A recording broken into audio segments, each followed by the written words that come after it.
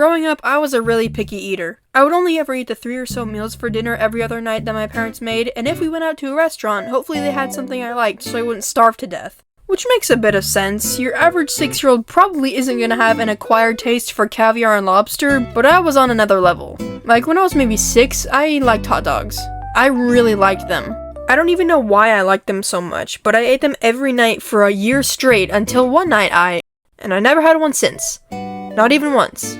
So obviously my eating patterns are kinda weird. I'm still pretty picky. I mean, the only type of burger I've ever had is a plain bun and patty, but in sandwiches, I like all the toppings. Tomatoes, olives, spinach, lettuce, all of it. I've also only ever had one type of fish in my entire life. The wahoo fish. I've never even had salmon, so that tells you pretty much all you need to know about my pickiness. But I've also never had a lot of popular foods like avocados, sushi, lobster, and coffee. Yeah, I told you I was picky. But recently, I've been thinking about how much my taste buds have changed even in the past couple years. I've had a big appreciation for just food in general. How good food is, how the perfect mixture of spices and texture can make the most divine creation to exist. And one of these epiphanies happened during my first time actually trying rice. I tried it about 3-ish years ago.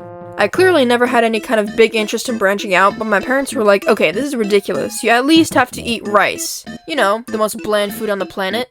I've had rice a bit before, but only when mixed with other things, so it's never been the center of any dish I've eaten. But that all changes today. So they made some rice in a rice cooker, heated up some chicken, and I tried it for the first time, and I hated it. Instead of using a pan like they usually did, they used the rice cooker, so that made the rice gross and have the texture of wood chips. So, take 2. They made it again the next day using a pan this time, and what is this? This isn't rice, this is art. The added garlic salt to the soft, fluffy rice and spice on the tender chicken created a perfect salty and spicy, savory taste. How is something as simple as rice able to be the best thing I've ever tasted? I didn't know I was at Flavor Town here. Spices can literally make a dish go from a 10 to a 100. It's so mind-blowing to me that we've come so far from barely making food edible to making dishes taste like the most appetizing, flavorful, mouth-watering, delectable combination of ingredients ever. It's also kind of crazy how some dishes take months of careful planning and preparation and years of training, while you can just throw something in the microwave and eat it a minute or 2 later. But the quality speaks for itself. Another thing I tried recently was so good that I have it every single week now. We were trying to add more meals to our dinner rotation and we landed on steak and potatoes, a true American staple. But I didn't like baked potatoes. I never really liked the mushy texture and they just tasted meh, but once again, my parents essentially forced me to have it. And when I tell you that this was unreal. These potatoes were heavenly, and the warm, rich, buttery taste and garlic salt, again, hit me like a train. The Irish knew what they were doing. It's weird because potatoes look so simple, you would never guess that this weird lump of carbohydrates has the power to be this good. And side tangent here, but why does food in video games look so good? I feel like every video game I play that has a cooking aspect makes their food look like it was personally handcrafted by Gordon Ramsay himself. I know that I would never, ever eat this in real life, but in the video game it looks so good. I would eat every food in Breath of the Wild, even this. How does this collection of pixels look more appetizing than real food? But sometimes food isn't so great. A few years ago one night, my parents got food from a popular Mexican restaurant for dinner. Nice! Italian and Mexican are peak, so that was cool. But something else they got that I didn't usually have were beans and rice. And I'm no stranger to Mexican food, obviously. It's super good. I had beans and rice a lot at this really good local restaurant, but for some reason, these beans and rice were terrible. The rice tasted like bland, hard pieces of plastic, and the beans were mush. I refused to eat it. But my dad wasn't having it. The one time I didn't want to eat my dinner, my dad insisted that I had to have it. But when I have food, I will sit and wait and die before I eat something I adamantly dislike. My resolve was too strong. You dare challenge me? I will starve before I eat an ounce of this.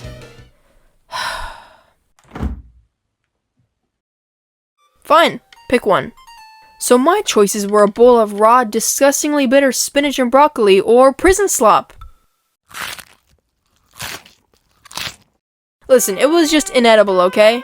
When I was younger, we never really made any of our own food, besides my parents' spaghetti recipe that they've been perfecting for like 10 years, but during COVID we did a huge overhaul of the food we eat, and now we make basically everything ourselves.